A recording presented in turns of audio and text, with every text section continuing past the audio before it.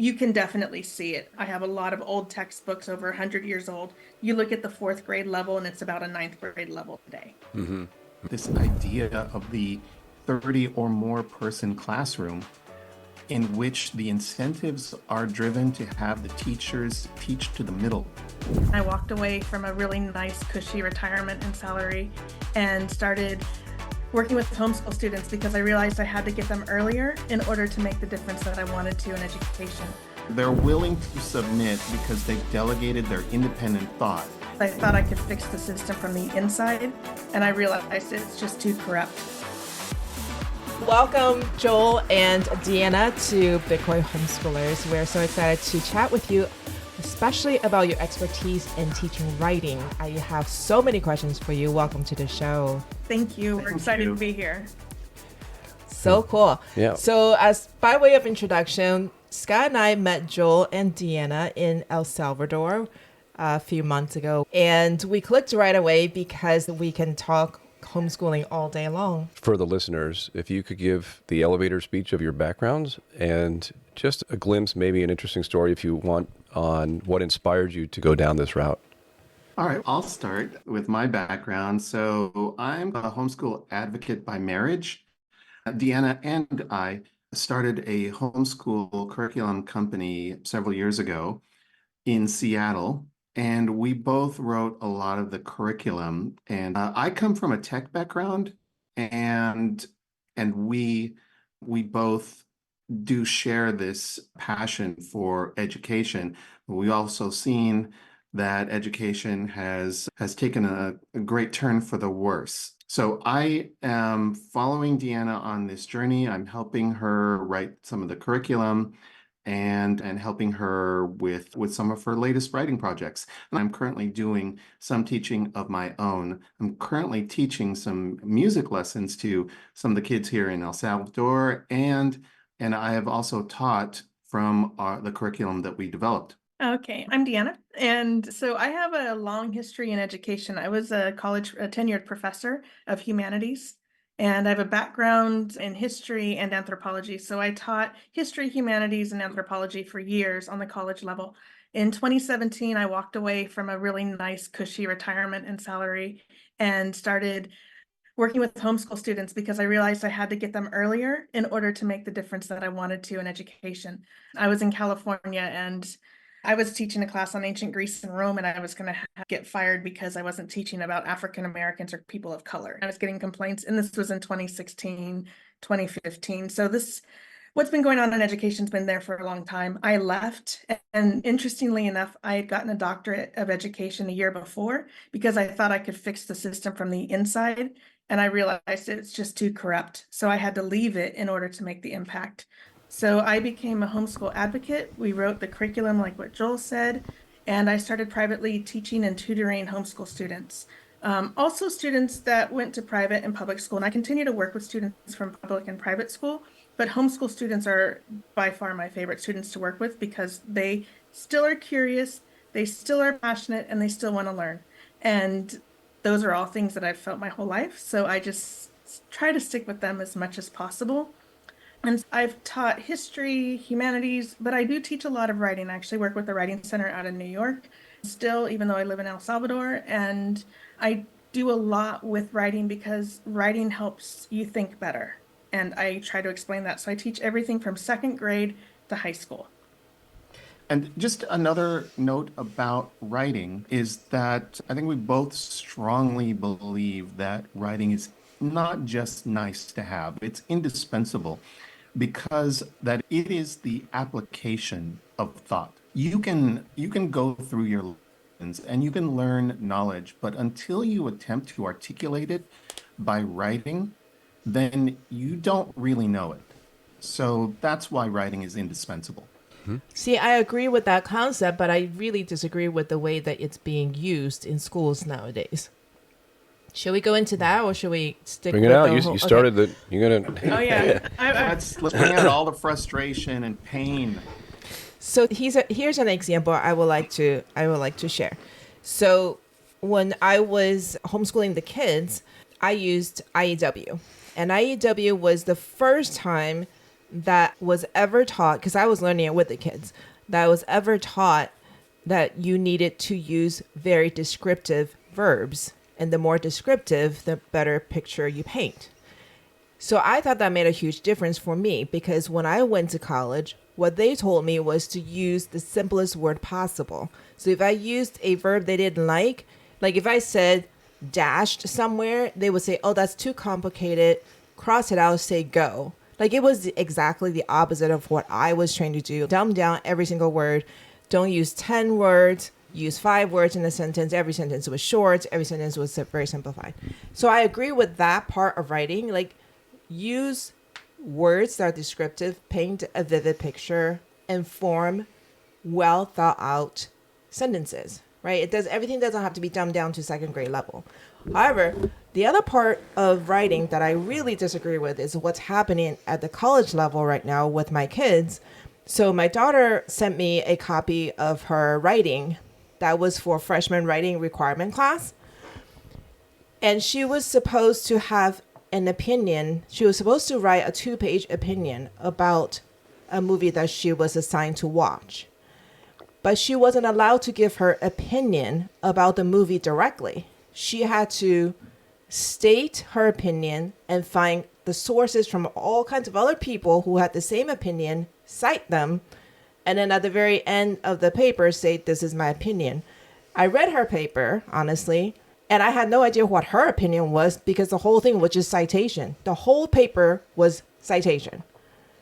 So I don't understand what kind of thinking is being encouraged in that process. If it's an opinion piece, write the opinion, your own opinion, support it with thoughtful statements or reasons, and then conclude it. But in her case, she was not allowed to state her opinion unless it was supported by other people's opinions. So That's horrifying. it is horrifying, but it's not surprising. And I've actually heard things like this, particularly in some of the social science departments that at the college that I taught at. And what's the issue there is that they're not being asked to think anymore. They are actually encouraged not to think independently on the college level. And that is universal, which is why I'm not a fan of college anymore. I tell parents, before you spend the money on college, you really need to think about what your child wants to do for a living. And if there's any other way for them to navigate a course into that, then go that route, whether it's apprenticeships or internships or whatever the case may be, taking free MOOC classes on Udemy or whatever. Or the trades. Or go into the trades, yeah. Who are so starving for labor that they have an endless number of training programs, whether it's through private organizations or through the unions. There are so many different avenues to take now. Yeah, and so in terms of writing, I'm a registered IEW teacher and I use it with the Writing Center. So I've gone through their training. I know their program. I have my own opinion on it. I've written my own writing program. And it's, I think, great for younger kids. I don't think they hit grammar correctly. And so I do a lot of integration of my own stuff on teaching grammar with them. But it's a great start and it's a good foundation for younger kids, particularly with some of the theme-based books. I think what's going on in colleges is that everybody who's teaching college came out of college. The decline in education over the last 150 years, really particularly in the last 100 years, you can definitely see it. I'm a book collector. I have a lot of old textbooks over 100 years old. You look at the 4th grade level and it's about a 9th grade level today. Mm-hmm. There's a decline in education. There's a decline in thought. And those people that are now teaching college came out of the college system on this decline. They don't know how to write. They don't know how to think, and they don't know how to teach. And I'm just going to say it out there. And that is a general statement. And there are a few good ones out there. But those good ones, like myself, are leaving the system because it is so corrupt. So their students aren't encouraged to think independently. They're not encouraged to write. Basically, what they're doing is checkboxing. And all of that stuff from No Child Left Behind way back in the day that turned into Common Core, that has all trickled up to the college level.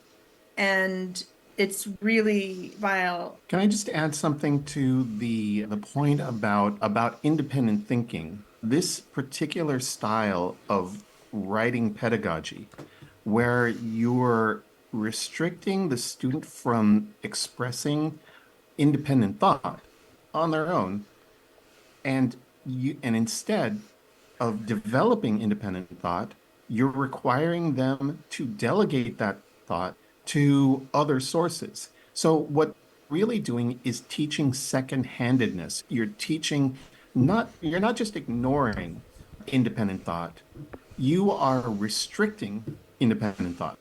You're banning independent thought. So if that is the direction, if that is the main writing pedagogy today, then you're teaching generations of willful or willing to comply budding authoritarians. They're willing to submit because they've delegated their independent thought.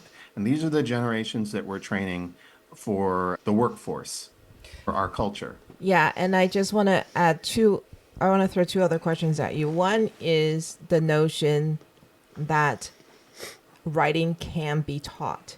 Because when I went to my freshman writing class, the first day of class, the professor went up to the front of the room and said, some of you are born to write, some of you are not. Only a few of you will get an A, and writing is a natural ability. You have it or you don't. And I sat there looking at him So going, why is this guy getting paid then? That's the reason. Like, Yeah, if you why can't is he teach getting- it, then right. what's his purpose for being there? exactly. And why am I there? Why am I required to sit through a writing class if I'm doomed, if I'm not born with writing ability? So would you answer that question? I'm a big fan of Carol Dweck and the idea of growth mindset. So I think most things can be learned. It's just how easy it comes to you. For instance, Joel's now teaching me guitar. I've had one lesson. It was hard and I haven't gone back. I don't normally do things that come difficult for me because most people like to just do what it comes naturally.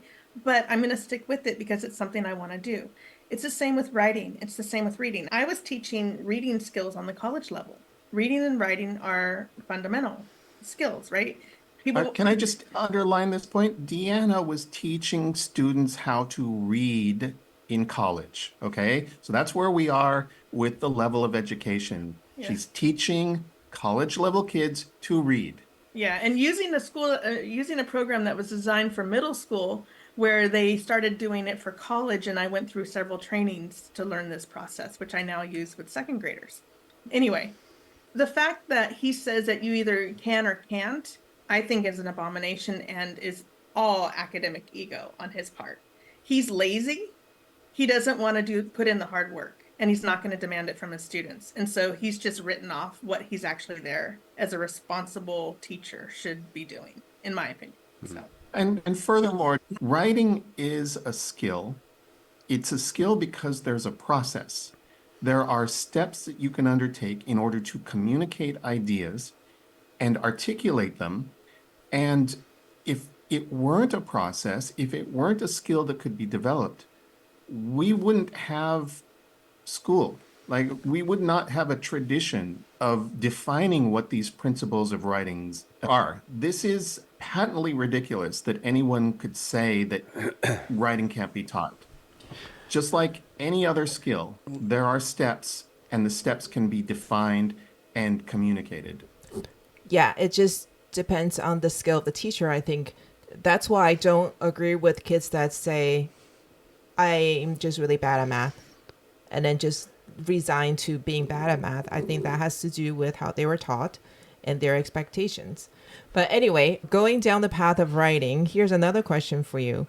What do you think about these in my mind, hyper labeling of reading skills by grade level? Because when I was homeschooling the kids, we did living books, and I was a huge Charlotte Mason fan, and I absolutely believe in original works. And so everything that I got for the kids to read and listen to were all original works, because I don't care what level they are. They're just beautiful works of expression. But when you get to this hyper level, like labeling of my son can read at the 5th grade level, but he's only 5, or my son is in high school, but he's only reading at the 6th grade level, like that kind of labeling doesn't make any sense to me at all. It's not applicable to real life whatsoever. What do you think? The question really is, what is the purpose? What purpose does labeling serve?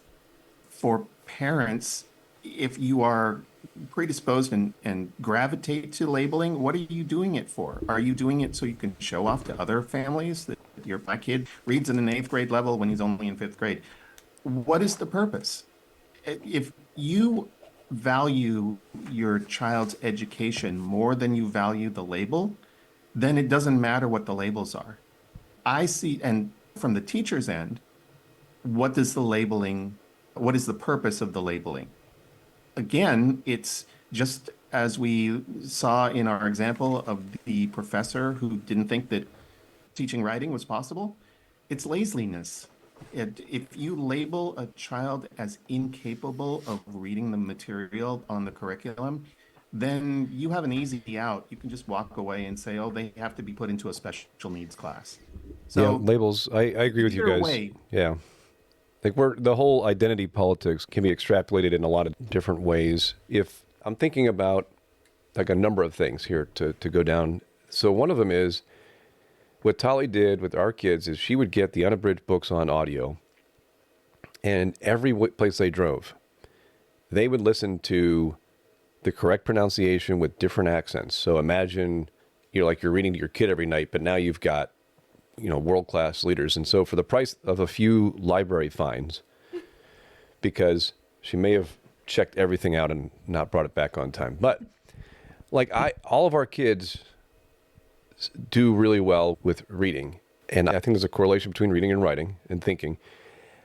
I was always drawn to the math and the science thing. So I watched as our kids all developed this strength. And I think that's a huge part of it. And it's testament that anybody can learn anything, right? They don't have to be able to pay huge expat types of fees for homeschooling consultants.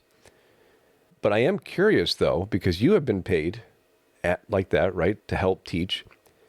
The people who come and find you, are they already aware of these things that we're talking about and say, I'm seeking you out because you do this? Or are you convincing them? Or is it, I just want them to have education, they happen to get someone who cares? I'm curious of your experience on what So you've it seen with that. depends. I'm usually chosen because of my background in classics and my robust approach to integrated subjects. I integrate literature, philosophy, history. And so if I'm going to be, and a lot of parents, particularly when they get up into the high school level, which you may know, they're intimidated. They think, oh, I'm not smart enough anymore. And I have someone who's more expert. So most of my teaching for homeschool has been middle and high school. I am a private tutor in writing and reading, and that is primarily the younger grades are private and public school whose families expect high achievement levels from the children, and they're not getting the education that they need to in class. Some of these children go to schools that are 50 grand a year, private schools, and they're still hiring out private tutors for writing. So that's how bad the education is. But if kids can't read, and if kids don't read, if parents don't encourage kids to read, then they will not be as good at writing, because and reading what I think are the best books, the living books, excuse me, the living books, the classics, that wonderful corpus of literature, that wonderful corpus of primary sources. Those are the things that kids should be reading. And the reading level it's like labeling, oh, I'm a kinetic learner, or I'm an auditory learner. I don't buy into those either. I think we may favor different things. If I'm going to listen to a podcast, I need to be sitting at my desk and writing notes because I'm that student. I'm Hermione Granger, right? So that's how I learn, and that's what I do. And I would rather read a book than listen to a podcast. But that's because I've been a massive reader my entire life, and it's my comfort level, right? That's where I'm comfortable. I don't want people yammering at me. It actually causes me a little stress sometimes. I'm like, oh my God, stop talking. But I like quiet. I'm just that person. Joel's complete opposite. completely Yeah, opposite. they say opposites attract. Here we go. But I think the reading level is ridiculous, and it is laziness. It's when I'm teaching eighth grade, I just look at the back of the book at the bookstore or in the Scholastic catalog, reading level 8, here's what I get to pick from. And I think that's crap. I teach eighth grade reading level in my reading classes. It's a writing reading center now because I'm there, but I'm teaching eighth grade levels. I'm teaching primary sources. I had a fifth grader reading translations of Copernicus, and he did amazing with that. I don't believe in those things. I think you should find something a little more difficult where they have words that they need to look up and words that they don't know. That's the reading level. Figure that out. And if your homeschoolers know their kids better than any other parents, you know what level to get that for your kid. And moreover, you know the level and you know the interest. The interest drives the level, the interest drives the passion, and the ability to stick with it when it gets more complex and difficult. Right. What I hear, I don't think it's laziness. I would challenge that. I think it has to do with incentives. If the parents are motivated more than anyone for the well-being and the future of their kid, I would argue. There's probably some bad parents. I get that. But in general, a teacher is going to have different kind of pressures. You need to have students present because that's how the pay is going to work, or the union has pushed on something, or there's a woke ideology, something other push that has to be integrated. And it's a matter of what is their incentive. And so if they don't have an incentive to teach these kids these things, because it's almost like we are assuming that they understand that these things are valuable. If they don't value it, they don't have an incentive to teach that way. And I agree with you. I do think there's good teachers out there. There are good teachers, but there's also a lot of people have been attracted to this industry that are not doing it for those reasons. A lot of what you're driving at is structural and has been built into what we might call the education industrial complex since its inception, at least in America. And Deanna has a lot to say about why we arrived at this idea of the 30 or more person classroom in which the incentives are driven to have the teachers teach to the middle. So any exceptions can't be addressed. You're mass producing or creating an assembly line of students. There are reasons why we came to this point, and it's something we can explore if that's something you want to talk about. We might have to do that another time. That is a big conversation. I was going to just mention really quickly that we also have really externalized the reward of reading. So one memory I have that just really stands out from the time when I was homeschooling the kids was every summer, if you go to the public library, and we use the public library a lot. Like I walk in and I know all the librarians and they know my name. They're like, here's your stuff. We know them really well. We're there all the time. And every summer they would have these summer reading programs where they start to have this chart and they have all these incentives, rewards and stuff. And if you read this many books and you write them down, then you can submit it for a little trinket. And at the end you have a drawing, and sometimes you get an iPad, sometimes you get a big screen TV. We're talking serious incentives to get these kids to read. So I would go in and we always check out at least 50 to 100 books at a time. And we would be leaving and the librarians would be flagging me down and go, have you signed your kids up for the summer reading program? Every summer, same question. And I would say, no, I'm not participating in that. And they would say, well, why? And I said, because the reward is the story itself. The reward is not the trinket you give them. The reward is not the sticker I put on their chart. The reward is the enjoyment of the story. And they were so mad at me. I heard them actually talking after they thought I left with each other. And they were like, I can't believe that mother won't reward her kids for reading. They are rewarded. I don't need to reward them. The reward is the story. And that's why they come back. And that's why they pick out 10 more books in that series. What do you think about that? The summer reading program. Those librarians, they have their own reward. They're rewarded by their organization, their bureaucracy, basically, because that's what librarians are in major city public library systems. They're bureaucrats who are rewarded for getting their patrons through this assembly line of readers. So there's also national contests by the Library Association and stuff, things that the individual library, or if they have grant funding, they would need the metrics and stuff. So it's like a multi-layer reward system. So my sister and I, we used to sign up And I lived in a small town in California, a very rural small town, and we would go to the library and we'd sign up for the summer reading program, but we didn't get any reward. We just would write down the titles of the books. It just was a tracker. And my sister and I were super competitive. We actually still are. And we would figure out who could read more books. And then she was 3 years older, so she would say my books were easier because they were shorter or more pictures. And so like it was, but that was just fun sibling competitiveness, but there was no prize per se. And I know it's like kind of big business now, but I agree. I think that the reward is in the reading. When I teach, even when I'm teaching IEW for the Writing Center, I don't have any grades on my papers. I don't do grades because I want them to learn and I don't want them to be so worried. And a lot of the kids that I work with have parents that are only worried about the end of the grade. It's not, they're not really necessarily, I'm sure they want their children to learn, but it's that grade. They're like, oh, he only has a 91 in ELA. Can you help him so he can pull that up?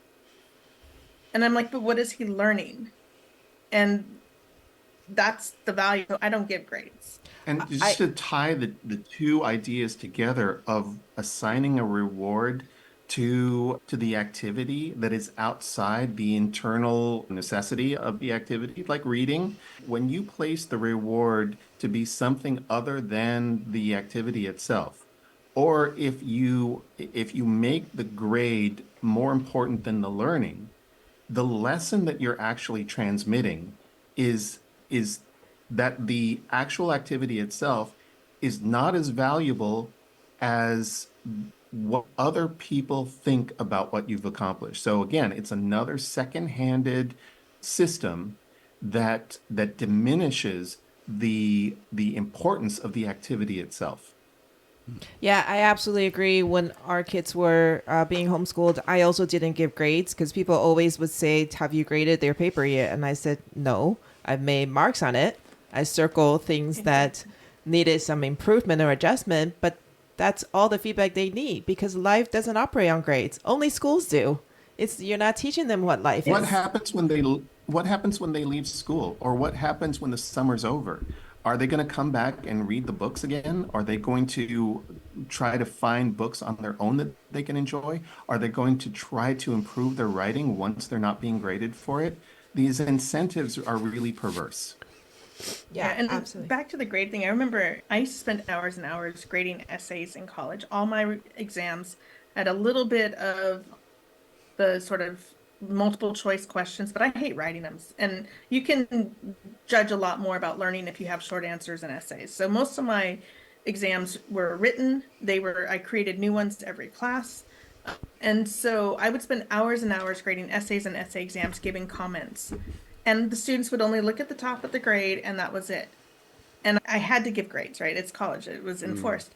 But they would never look at the comments. 2 semesters before I stopped teaching, I finally said, if you want comments and a lot of feedback, please let me know. Otherwise, I'm going to just give you proofreading marks on your papers. But if you want substantive comments about the content, about grammar rules, let me know. I only had a few students over those 2 semesters come up to me and say, can you give me a lot of comments because I want to improve my writing?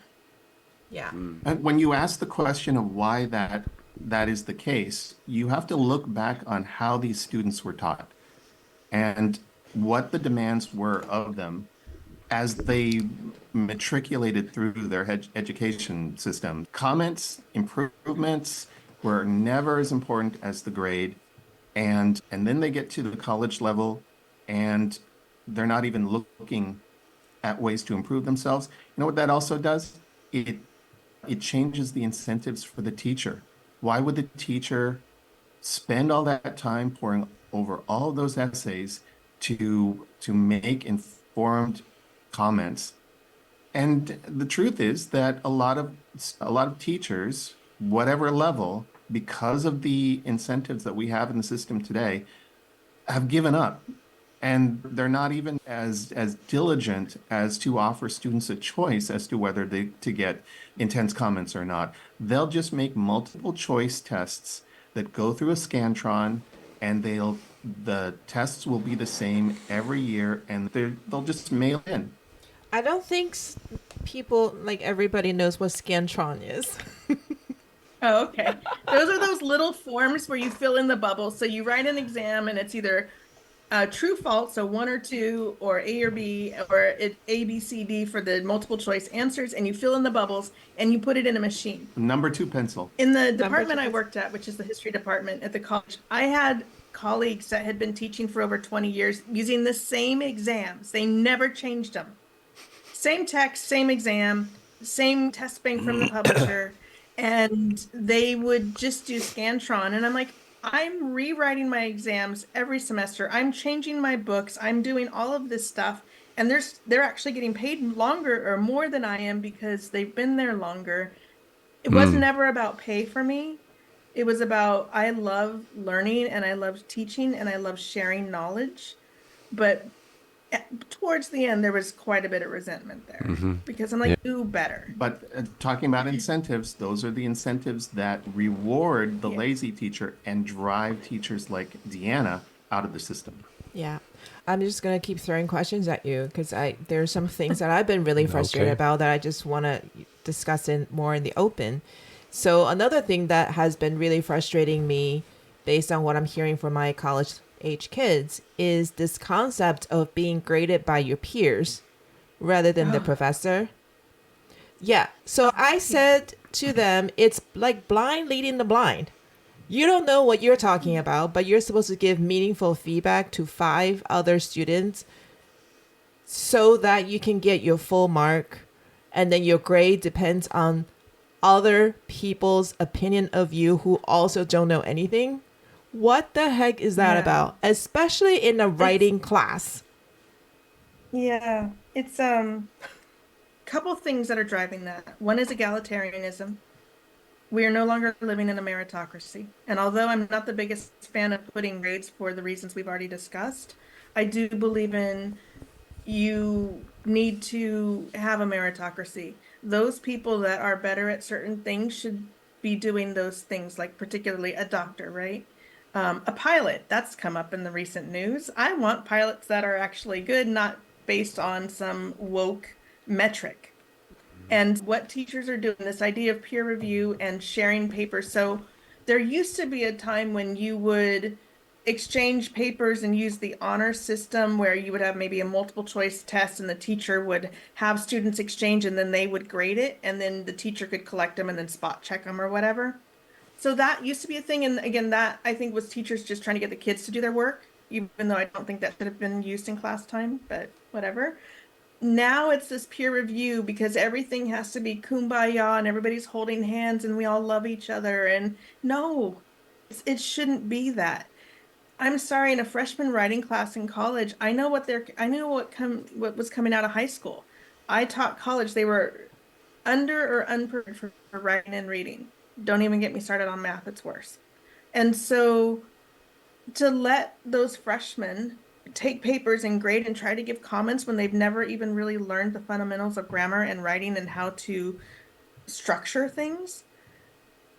And again, I go back to laziness. I was in the system. There are good teachers, but this is laziness. And that's why I always say, do better, be better. I say it on Twitter all the time too, for people trying to encourage people to learn about Bitcoin. I'm like, you can't be angry about it. You can't do it this way. Kindness, do better. So these teachers need to be doing better. They need to teach how to write. I teach kids how to edit.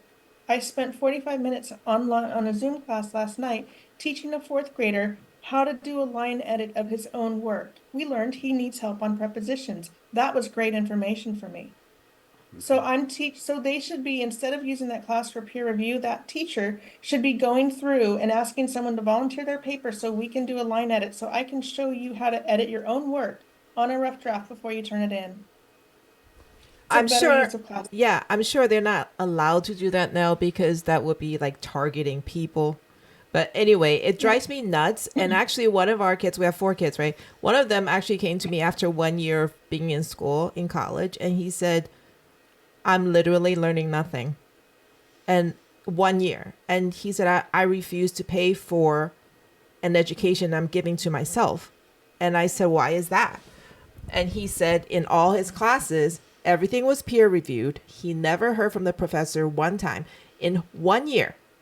Never one time And the professor assigns some kind of project. You're supposed to go figure it out yourself and then turn it in, and then your others, the fellow students, grade it. And he said, I'm not going to pay for that. It's not an education. I said, okay. So he dropped out. We still have other two kids. We have two dropped out, two stayed. The two that stay, when they tell me what garbage they're required to do, that's a complete time waster. Makes me so angry. So why do they want to stay in? They want to stay in for the social reasons because they So join a book club. there are no book clubs here, Deanna, that you can join Okay. with Well, people I'm your own starting age. some online one. Yeah. Well, but it's Yeah. like they were coming out of COVID and they really I know. wanted interaction.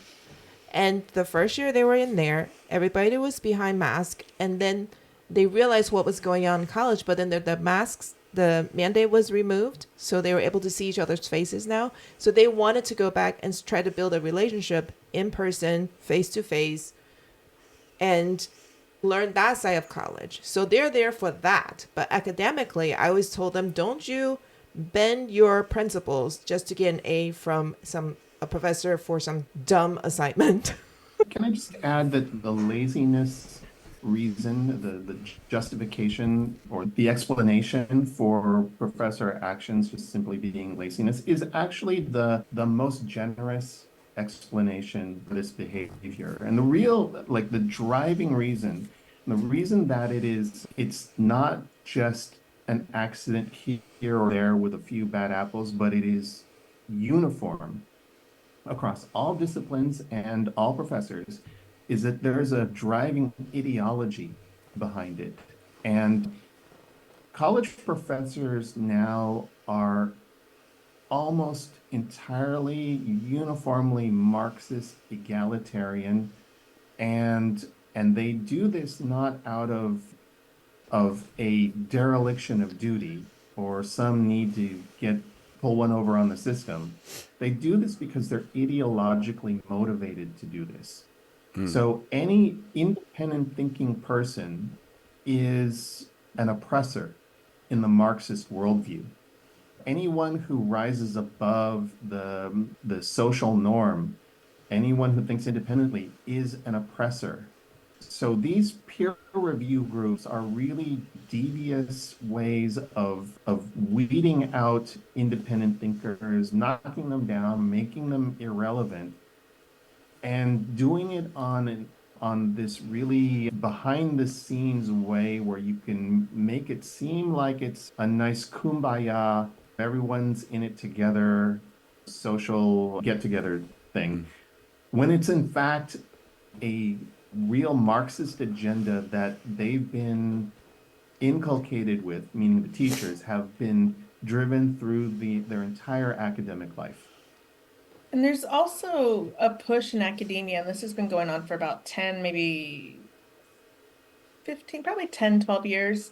And that's project-based learning. I don't know if you've heard that term before, but basically where you take a classroom and you do a lot of group work, you do a lot of pair sharing, you do a lot of these things on a group level, and you empower the students to be the keepers of the knowledge. And the idea that you have a teacher at the front who is expert, who is imparting wisdom upon those people in front of them, the students, that is now Marxist. And that has been coming and becoming more and more where you don't do that. You are no longer the expert in the room, but you share knowledge and everybody can share appropriately. But only certain kinds of knowledge. Yeah. Like you can't do anything that comes from an oppressor group. Anything Western is completely out. Yeah. Only oppressed groups, the knowledge of oppressed groups can apply. I'm a fan of Montessori education, but I also have some ideas about it where I think with little kids, you should just let them explore things that they're really interested in. Give them some information and just let them go, right? I love that approach. And so in the Montessori system, you have guides where they guide the children through knowledge. When you get up to the college level, the knowledge that the students have should be a lot more and vast, and they need those experts. They need that separation. Otherwise, why are you there? You can just go, particularly in the modern world, you can find out any information. It's all in our fingertips on a little piece of glass in our hand every day. Yeah. The wealth of knowledge from human history all the way back, right? And we don't just need guides in the classroom like we do for little kids in a Montessori education. We need those experts that impart the wisdom and help students level up in their knowledge. And that's not the goal anymore. And that's why this is happening. Yeah, and I think our girls have been particularly frustrated with those so-called Socratic discussions where it's a bunch of students all talking out of their backside because none of them know what the heck they're talking about. And they haven't, most of them even read the reading material that they're supposed to be discussing, but they're being graded for participation. So they just say a bunch of garbage so that they can get the participation grade. And it's very frustrating for the people who do the work and actually want to have a meaningful discussion, but it's just a bunch of extroverted people who didn't do the work talking garbage. Yeah. It's true. And feelings are more important than the actual knowledge, than that stuff to back up what you're saying. So you can say, yeah, I loved Pride and Prejudice. It was a good book. It made me happy. That is as valid as saying, was it pride or was it prejudice? Maybe Mr. Darcy was more prideful, but was Elizabeth really prejudiced? Let's examine this on page 400 and blah, blah, blah, right? That doesn't matter anymore. It's that warm feeling and I felt this, and feelings are more important than facts today in education. And that goes all the way down to kindergarten. Yeah. Let's jump into your specific. I had one more project. question. Oh, no, go ahead. I had one question I wanted to get in. Tali's very passionate about this, so I get one question. So I believe in what Jeff Booth has laid out, that technology is deflationary, and at this point, our education system should be getting better and cheaper. Instead, it's getting more expensive, and like we just covered the last few minutes, it's getting worse. And with every technology, it can be used for good or bad. I wanted to get your point of view. We don't have to go too deep on it, but where do you fit AI into your curriculum, or when a parent is asking? Tali and I, literally, we talk for hours on this. So this is not meant to take hours. I just want to get high level. We've talked about ideas, we've talked about incentives, but we haven't talked about technology. And I want to get your point of view on technology and education. We now have an informed opinion about this, which we didn't have, say, 6 months ago, right? Yeah. Okay. So Okay. go ahead and tell your story. The minute you mentioned AI, we both just smiled and looked at each other because I love technology and I love it as a tool. I was against AI because as a teacher, I already have to filter through so much plagiarism and, pardon the expression, crap in order to grade. And I was really like, oh my gosh, no, I can't deal with this. But I wasn't going to use it. I'm a class assist in my study of history. I like classic literature. Don't give me anything modern in terms of painting or literature, anything. Like, I'm old fashioned. You like the physical pages of books and how old books smell. Yes. And now living in El Salvador, I'm relegated to a Kindle, but it is what it is. I'm still happy to read. Okay. I started using AI and I started seeing, oh, this is just like a search engine on steroids. Or a brainstorming partner. Or a brainstorming. I'm writing a book right now, and it's a brainstorming partner.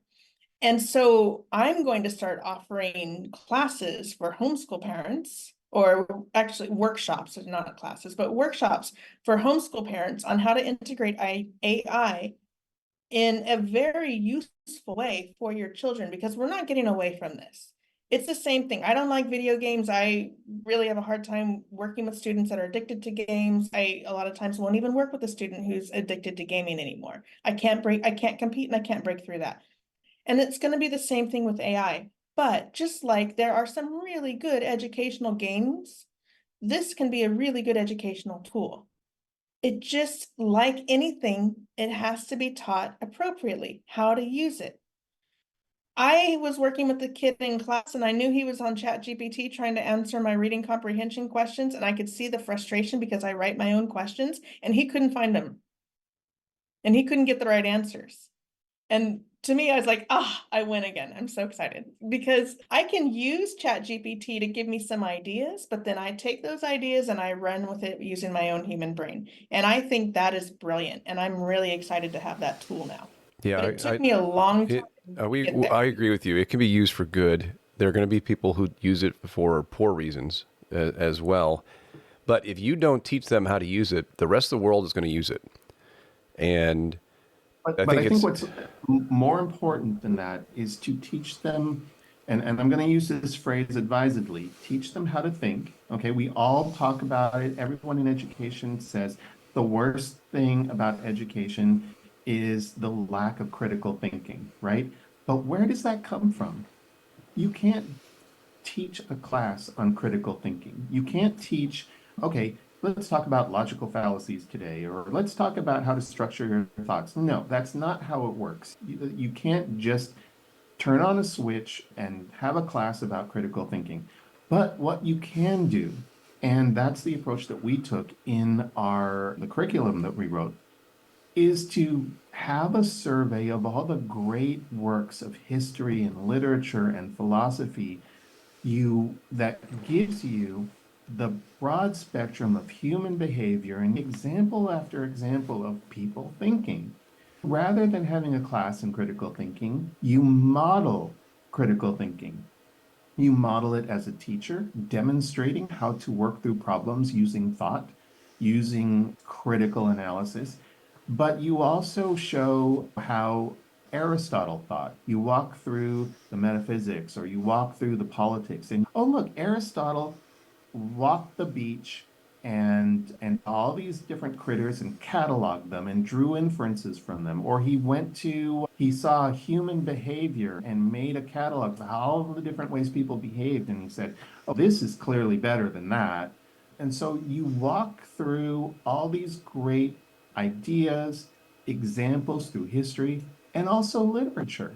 My favorite example is that if you have a student who's having trouble with a deceitful friend, but they've read Othello, they already know that guy's an Iago. So you model that through all these great examples, and at the end, and there is no end because we are always in a process of learning, but you become a better critical thinker. And when you're that, then you can tackle AI and use it for the best purpose that you can use it for. Yeah, I feel like that we need to do a whole nother episode on just using AI appropriately, because Scott and I are very interested in that as well. In the beginning, I was very against it, but now I use ChatGPT every single day. And like Deanna said, you can't use it. It's not a brain. It's not actually what's his name? The Iron Man's computer. It's not like Jarvis. that. It's not Jarvis. It's spitting you back probability of a simulation of information, and then you still have to discern it, and you take from it what works for you and then change it accordingly. If you copy and paste, that's not appropriate. So what are you going to say? Well, you have to treat ChatGPT or any other AI in exactly the same way, to an even stricter sense, than the way you treat Wikipedia. You have to have the same amount of skepticism with your ChatGPT output as you do when you are looking up a factoid on Wikipedia. And if you try to copy paste your Wikipedia entries and submit that in the paper, someone like Deanna is going to find that out and know that you've plagiarized because you probably left the links in when you did your copy. But you also said fact in Wikipedia, and that's for me oxymoronic. That's true. Anyway. But I do think that we shouldn't shy away from it, because some schools are taking a very strict approach in that if they track your IP address or something on your laptop, I'm talking specifically about one school, they track your IP address, and if you land on ChatGPT at all, you get a visit from the administrative office. But really? But I feel like that's saying Okay. you can't use a knife because it might hurt you. So therefore you can't use any knife at all. You need to use it like a tool, and it's a tool. You don't just prohibit them from using the tool because you're afraid they're going to use it for something that's not going to be helpful to them. So we do encourage, we absolutely agree with you, Deanna, that we need to teach people how to incorporate ChatGPT in homeschooling. They should Yeah. not be afraid of it. They should not be like, oh, I'm not going to get involved with it, because they are going to be left behind. Because no matter what, ChatGPT helps you with your productivity. But It's teach them how to think first, and Absolutely. then they'll be able to use yeah. the AI. It's the same thing like 50 years ago or 70 now. I'm getting old, but 70, I'm not that old. I'm not 70, but 70 years ago, the idea of an encyclopedia, right? Oh, we can't have that because you should just go look at all those big books or go to that original source. But encyclopedias in their day would have been scary because now you have the set of books where there's all of this information and it's so condensed and it's just someone else did that for you. No, you should go look. Yeah, you should go always back to the original source. But the encyclopedia is a tool, and then you take that and you go exploit the bibliography. Or you find a book that's a secondary source and you exploit the bibliography, and then you go and you find those original sources, and then you know the source. And ChatGPT is the same thing. It's brainstorming. I'm writing a Bitcoin book, and I'm going to be starting writing Bitcoin curriculum for different levels, and it is my writing partner. But Yeah. here's a trick that all students should be directed to act upon when they use any kind of AI, and that is to ask the AI for its sources. So if you are asking for a quote about a particular subject, and it gives you the perfect quote for what you need for your academic project, ask what the source of that quote was, and you will often find that the AI made it up. Ask for the source and then explore the source, and then call the AI on the source if you suspect that they're making it up, and you will be led down this very entertaining path of AI hallucination, which is the technical term for it. They literally make stuff up. So again, just ask for the source and at least use that to validate the output from the AI. Yeah, I try to get an apology for AI lying to me at least once a day. It's now a game that I play. That is so funny that you said that's a great tip, by the way. I'm gonna use it. But I was writing a blog, and ChatGPT was my writing partner, like Deanna was saying about her book. And I said, give me 1,000 words. And it spits out this thing. And I said, how many words is that? 376. I said, that's not 1,000 words. I asked for 1,000 words. Do it again. And so I'll do it again. I'll say, how many words is that? 454. That's not 1,000 words. Go back and do it again. And I would just go into this loop. And it start, like you were saying, Joel, it started just making stuff up. Literally, it's so funny. Once you get there, you realize that this is nothing more than a tool that is dumber than yourself. Because I think a lot of people are like, oh my God, AI is going to take over the world. It is not. It is just, like you said, it's a search engine that sometimes makes up stuff. Or It's most not a times search engine. It's a not. series of vectors and probabilities, Okay, fine. and 100% of everything it spits out is made up. Yeah. 100%. Oh, okay. It just might sound real. So it's not actually yeah. thinking in any way whatsoever. And I think the stupid Biden executive order where the big tech companies are trying to build a legal moat around themselves. You can't put the genie back in the bottle with this AI thing. It's out there and it's amazingly powerful, but it's not thinking. Like the idea that this thing is thinking and whatever else. I mean, it doesn't. Yeah. What are you guys currently working on? Do you have some personal goals for the year? Or, I mean, you've mentioned the book. You were obviously working on a book. So We each have our own writing projects. yeah, we're both writing right now. And if you met us, you would think Joel would be the nonfiction writer and I would be the fiction writer, but actually opposite. I'm writing a book, and I have a working title, Shells to Satoshi, The Story of Money. And it is a historical look at money over time and how we ended up where we are.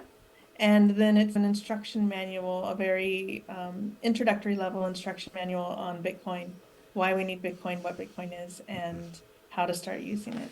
I hope it should end up being the kind of book that if your friend who doesn't know anything about Bitcoin is interested in getting into it, it's for the layperson. So it's the kind of book that you want to hand them to get them started on their journey. Yeah, and it really answers the question why we need money, why it's changed so much over time, why we are where we are, and why we need Bitcoin.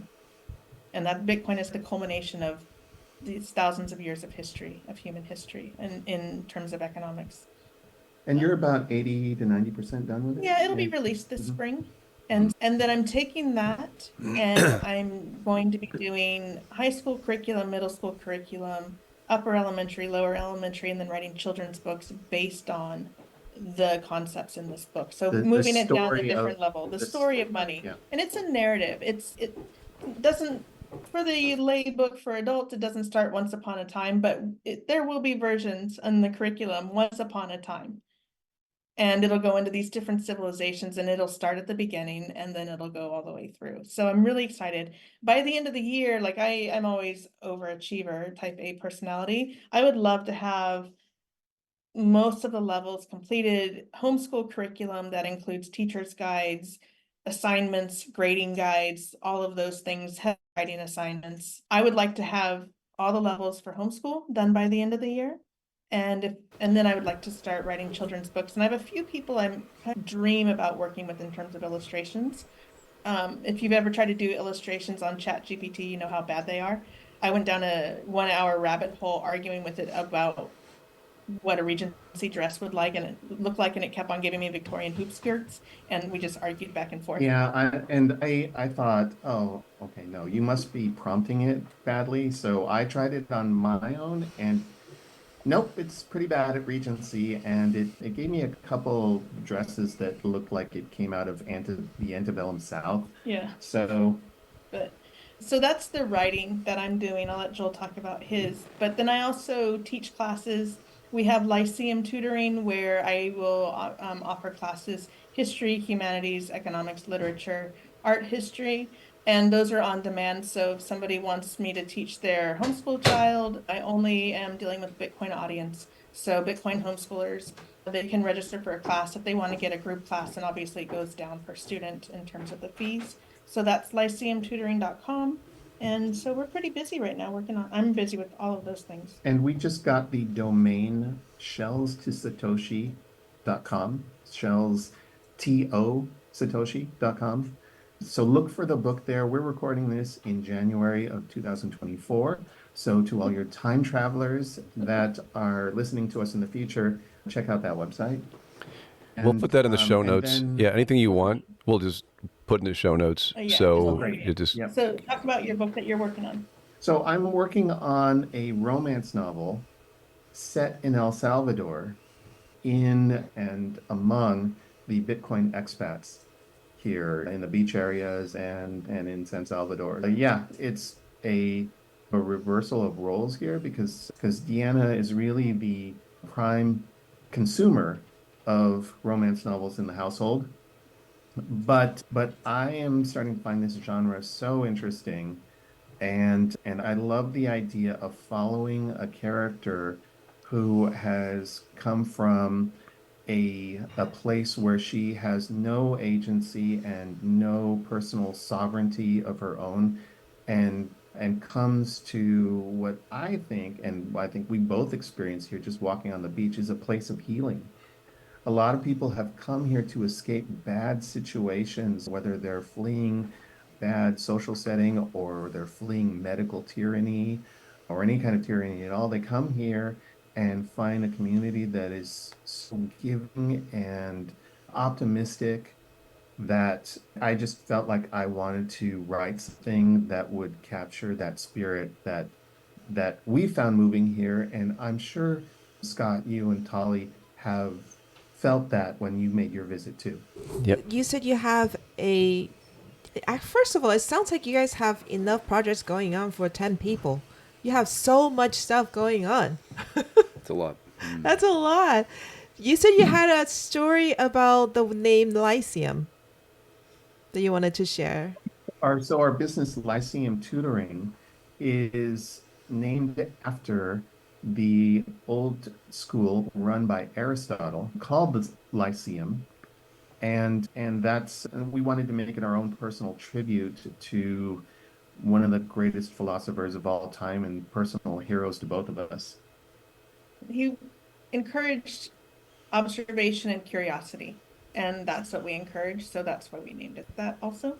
But if you've seen my Twitter, Aristotle fangirl on my little bio, so that comes through as well. Got it. Okay. Yeah. So now you've covered your goals, you've covered what you're working on, how people should reach. No, I don't think so. I did put in the notes that if you guys had one resource that wasn't one of your own that you often recommend to homeschooling parents, I guess it could be students too, take it as you will. So do you have a favorite recommendation? Yeah, Project Gutenberg and Internet Archive. Primary source books that are available on free, like classic literature, history, philosophy, these books that are out of print. You can find them on Internet Archive and Project Gutenberg. Use those to teach. They're free, they're online. You can even print them out if you want. You can download them to Kindle in a lot of times, or download a PDF, but use those as your primary teaching tools, and they're all free. And those are the best things that you can teach from. I take excerpts and I teach reading comprehension. I take excerpts and I teach writing. So go back to the greatest minds of the West, and that's Charlotte Mason, right? So, and teach this classical approach to education. So there's a lot of free resources for that. One of the units that I worked on in our curriculum company involved an exploration of the great Greek hero Epaminondas and his battle against the Spartans, summarized greatly by Victor Davis Hanson, but I didn't want to just refer students to a secondary source. I went to his bibliography and found the Roman historian Diodorus Siculus, various other sources that were closer to the story, and all of these I could supply with links to Project Gutenberg. I created in excerpts and put that in the text that I wrote, but in each excerpt, I had a link to the original source. So the text would say, okay, here's what Diodorus Siculus wrote. If you want to see the whole thing in context, here's the link, and here's how you should read it, because it's a little dense to read, but here it is. So that's how you should really teach this stuff. Don't just filter it for them. Give them an ability to, if they're curious, find out the original source and get a much more broad scope. Okay. Listen, we are so grateful for your time. We're grateful we got to meet you in El Salvador, and I am sure we're going to see you either at a homeschooling convention or a Bitcoin conference. I'm sure we'll see you soon. Tali, anything else? No, this is great. I feel like there's so many things more that we can discuss going down the roads. But yeah, definitely. Well, that'll be part 2. Yeah, that'll be part 2. But for all the homeschooling families out there with middle school, high school kids who are interested in looking for really well-rounded curriculum, check out their website, lyceumtutoring.com, and all other information we'll add to the show notes. All right, until next week. Yeah. Thanks, everyone. Awesome. Thanks for turning this on.